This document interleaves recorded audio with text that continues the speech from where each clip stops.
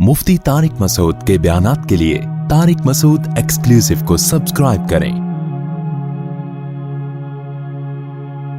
Tariq Masood exclusive.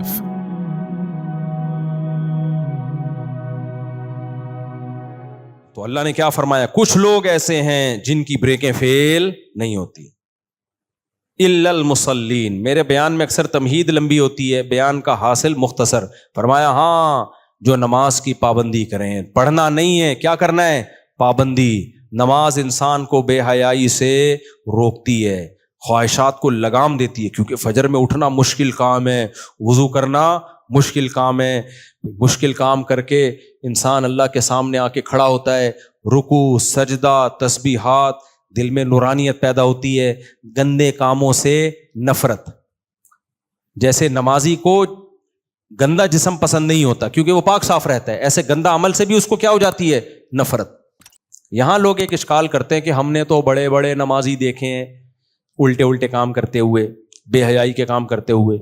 उसका जवाब ये है, ये बिल्कुल ऐसे ही है जैसे डॉक्टर कहता है कि पैनाडोल की 2 गोली खाने से सर का दर्द ठीक होता है। अब आपको, मैंने तो उस दिन बंदा देखा 4 गोलियां खाई फिर भी उसका दर्द ठीक नहीं हुआ।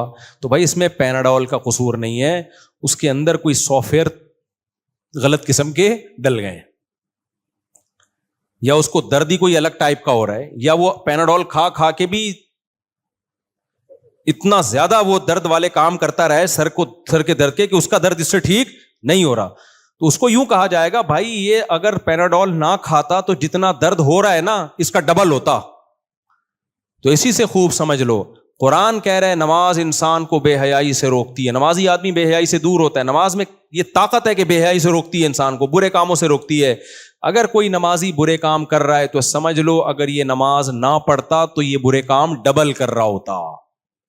तो ये नमाज का कसूर नहीं है, ये है ही इतना नालायक कि इसकी नमाज ने रोका तो है लेकिन पूरे तौर पे रोक नहीं पाई, या ये नमाज पढ़ नहीं रहा है, ड्रामे कर रहा है। ये नमाज पढ़ना है खुशू खुजू के साथ होता है ना, फॉर्मेलिटी पूरी करना थोड़ी होता है। आजकल कैसे नमाज पढ़ी जा रही है, उठे आदत पड़ी हुई आए रोबोट की तरह, पंखों का हिसाब किया 4 रकतों में। वो अक्सर मैं लतीफा सुनाता हूं ना, एक इमाम ने 4 रकत के बजाय 3 के बाद सलाम फेर दिया। एक आदमी ने कहा 3 पढ़ी हैं आपने।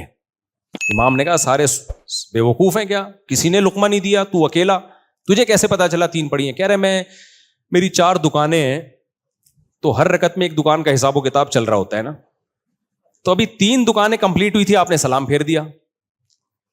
तो ये वाली नमाज बेहयाई से रोकेगी इंसान को, है भाई? सारे मसाइल किसमें चल रहे होते हैं, फिर हिल इतना रहे होते हैं, ना जाहिरी खुशू है ना बातनी खुशू। हमारे हजरत मुफ्ती रशीद अहमद साहब रहमहुल्लाह ताला नमाज में हिलने पर इतना नाराज होते थे, फरमाते थे वैसे सही खड़े होगा ये, बिल्कुल आराम से ना सफ में ऐसे तमीज से बैठा हुआ होगा, जब इकामत हो रही है फिर भी तमीज से खड़ा होगा, ना कहीं खुजली हो रही है उसको, ना कहीं खारिश हो रही है, कुछ भी नहीं हो रहा, ना इसके साथ वाले को कुछ खारिश वारिश हो रही है, दोनों आराम से।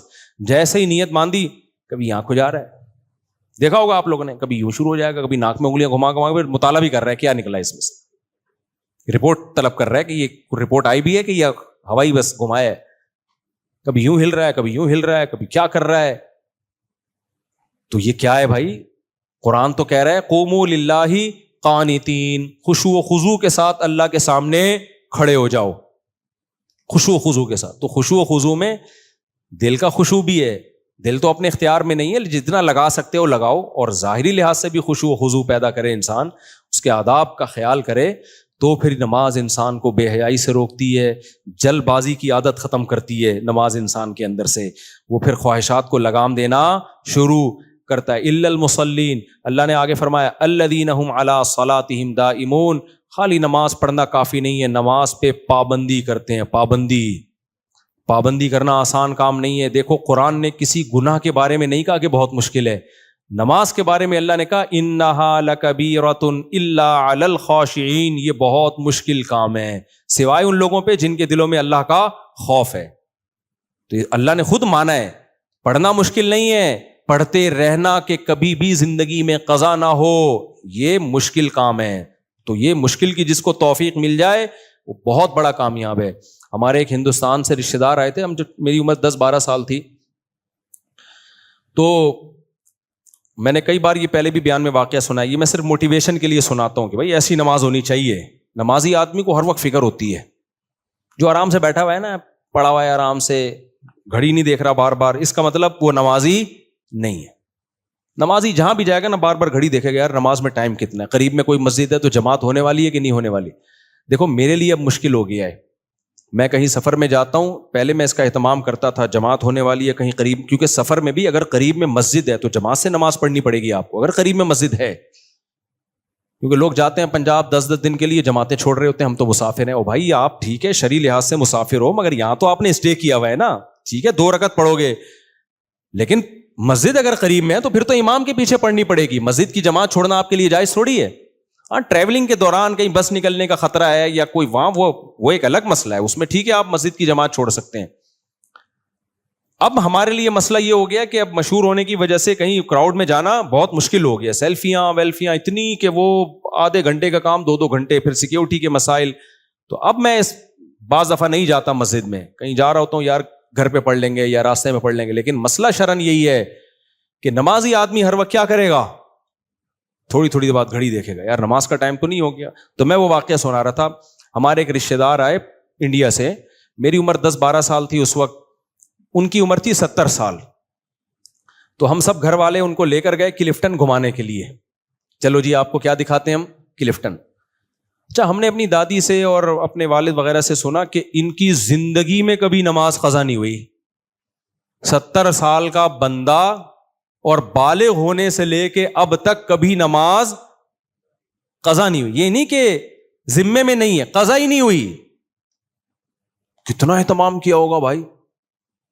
تو میں نے کہا یار یہ ایسا کیسے ہو سکتا ہے, بعض دفعہ سوتے میں نکل جاتی ہے, بعض دفعہ بھول گیا انسان, کوئی کام میں مشغول ہو گیا. حدیث میں آتا ہے لیس فی النوم تفریط, کسی کی آنکھ ہی نہیں کھلی تو اس کو گناہ نہیں ملے گا. اس نے انتظام کیا تھا اٹھنے کا لیکن نہیں کھلی تو وہ تو معذور ہے نا. تو یہ تو ہو سکتا ہے, لیکن کتنا اہتمام کیا ہوگا ایک بندے نے کہ کبھی سوتے میں بھی نہیں ہوئی قضا. یعنی ایسا ان کا سونے جاگنے کا پورا اہتمام تھا. خیر جب ہم ان کو تفریح پہ لے کر گئے نا, تو ان کا جو ہم نے عمل دیکھا اس سے مجھے یقین ہو گیا کہ ان کے بارے میں جو رپورٹ ہے وہ غلط نہیں ہے. بھائی ہم ان کو جھولوں میں لے کے, وہ 70 سال کے جھولے کیا جھولتے, لیکن جو بھی ان کے حساب کے جھولے تھے یا جو بھی ان کو دکھانا تھا, بار بار بھائی مغرب کا ٹائم ہو گیا, سورج غروب ہو گیا, بار بار. ابے ہم نے کہا بھائی یہ تو کسی تفریح میں دلچسپی نہیں لے رہے, ان کو تو بس اس سے مغرب کا ٹائم ہو گیا, ظہر کا ٹائم ہو گیا, عصر کا ٹائم ہو گیا, عشاء کا ٹائم ہو گیا. میں نے کہا بھائی واقعی یہ کیا ہے, واقعی یہ نمازی ہیں. آج کل نمازی لوگ بیمار ہوئے, نمازیں چھوڑ دیں, کوئی وضو کرانے والا نہیں ہے, بار بار کپڑے چینج کرنا بہت ٹینشن ہے. ایکچولی اب دیکھیں کیسے, ایسے تو عجیب عجیب سے اسٹائل ہوتے ہیں لوگوں کے. جہازوں میں بیٹھے ہیں, پڑے سو رہے ہیں, فجر کا ٹائم گزر گیا, ظہر کا ٹائم, ابے بھائی جہاز ہے, سفر ہے, اور کچھ پڑھ رہے ہوتے ہیں لیٹے لیٹے پڑھ رہے ہوتے ہیں. ابے بھائی یہ لیٹے لیٹے تو اس کے لیے ہے جو کھڑے ہو کے نہ پڑھ سکے, وہ بیٹھ کے پڑھے. جدھر منہ ہے ادھر منہ اٹھا کے پڑھ رہے ہیں نماز. تو قبلہ اللہ نے ایسے ہی بنا دیا. نفل نماز آپ سنتیں جہاں منہ ہو سفر میں پڑھ سکتے ہیں, سواری پہ, لیکن فرض نماز تو آپ کو قبلے کی طرف رخ کرنا پڑے گا. کہتے ہیں ہمیں جہاز میں کہاں سے پتا چلے گا. بھائی ایئر ہوسٹس سے پوچھ لو یار, ویسے تو چائے منگوا رہے ہو ایئر ہوسٹس سے, اس وقت شرم نہیں آ رہی, یہ نہیں سوچ رہے کہ نامحرم ہے, کولڈ ڈرنک منگوا رہے ہو, کھانا منگوا رہے ہو, تو منہ سے پھوٹ لو, پوچھ لو کہ جی قبلہ کس طرف ہے. اکثر ایئر ہوسٹس بتا دیتی ہے, ان کو نیویگیشن ہوتا ہے نا, ان کے پاس سب پتا ہوتا ہے. نہیں تو وہاں ایلڈیاں لگی ہوئی ہوتی ہیں, بہت کچھ ذرائع ہیں. اگر انسان چاہے نا کہ میری نماز قضا نہ ہو تو بہت سارے طریقے ہیں, لیکن ہم چاہتے ہی نہیں ہیں. بسوں میں بیٹھے ہوں گے مسٹنڈے بنے, پیشاب آ رہا ہوگا تو بس باپ بھی رکوائے گا. نماز قضا ہونے والی ہے, پھر کہتے ہیں یار ایکچولی ہم نے ڈرائیور کو کہا تو اب روک نہیں رہا تو کیا کریں. بھائی جان ایسے شرافت کا دور ہے ہی نہیں, آپ ایسے رکواؤ جیسے آپ کو بہت زور کا آ رہا ہے, ٹھیک ہے نا. پھر آپ یہ کہتے کہ ایکچولی اب ڈرائیور روک نہیں رہا تو چلو شلوار ہی ٹھیک ہے فی الحال. وہاں تھوڑی ایسا ہوتا ہے. تو پھر بھی نہ روکے, آپ نے پورا فورس کر لیا, پھر سیٹ پہ بیٹھے بیٹھے پڑھو, معاف پھر بھی نہیں ہے, لیکن پھر اس کو نیچے اتر کے لوٹا لو. تو نماز اس طرح سے ہوگی تو میرے بھائی پھر وہ آپ کو برائی سے روکے گی. کوئی کام کنٹینیوسلی پابندی سے کیا جائے. الذین هم علی صلاتہم دائمون. آگے پھر اگلی آیت ہے, اس پر میں نے پچھلے ہفتے بھی بیان کیا تھا لیکن چلو دوبارہ ہو گیا. تو نماز کی بہت شدید پابندی کی ضرورت ہے. تو انسان کو انسان کا بچہ بنانے کے لیے بھائی بے لگام نہیں چھوڑا جائے گا, اس کو اپنے اندر کچھ تبدیلی. اور میں آپ کو گارنٹی سے کہہ دوں, دیندار بننے کا خدا کی قسم لا الہ الا اللہ, آخرت میں فائدہ بعد میں ہے, دنیا جنت بنتی ہے. بہت مزے کی زندگی ہوتی ہے کس کی؟ جو اللہ والے ہوتے ہیں. بہت مزے کی زندگی ہوتی ہے, ان کو خامخواہ کی ٹینشن والی چیزوں سے ٹینشن ہوتی ہے. آج کل لوگوں کو بغیر ٹینشن والی چیزوں سے ٹینشنیں ہو رہی ہیں. کوئی ٹینشن کی چیز ہو تو یار کوئی سمجھ میں آتا ہے. خامخواہ کی ٹینشنیں ہیں. بحریہ ٹاؤن پھر اوپر جانا شروع ہو گیا, کاش میں خرید لیتا. ابے تیرا آٹا دال چل رہا ہے میرے بھائی, یہ ٹینشن کی چیز تھوڑی ہے یار. وہ امریکہ نکل گیا, ہم وہیں کے وہیں ہیں, پتہ نہیں کیا کیا لوگوں کے مسائل ہیں. چھوٹی چھوٹی چیزیں دیکھو, جب آپ دیندار بن جاؤ گے آپ کا ظرف اتنا بڑا ہوگا, آپ کہو گے مجھے اگر 2 وقت کی روٹی مل رہی ہے, سر چھپانے کی جگہ ہے اور جسم کسی بڑی بیماری سے محفوظ ہے, تو مجھ سے زیادہ عیاش دنیا میں کوئی نہیں ہے. حالانکہ اتنا ملتا نہیں, اس سے 10 گنا زیادہ ملتا ہے. تو آپ کی ضرورت آپ کے ذہن میں آئی اتنی ہے, مل 10 گنا زیادہ رہے تو بہت زیادہ خوش ہوگے کہ نہیں ہوگے؟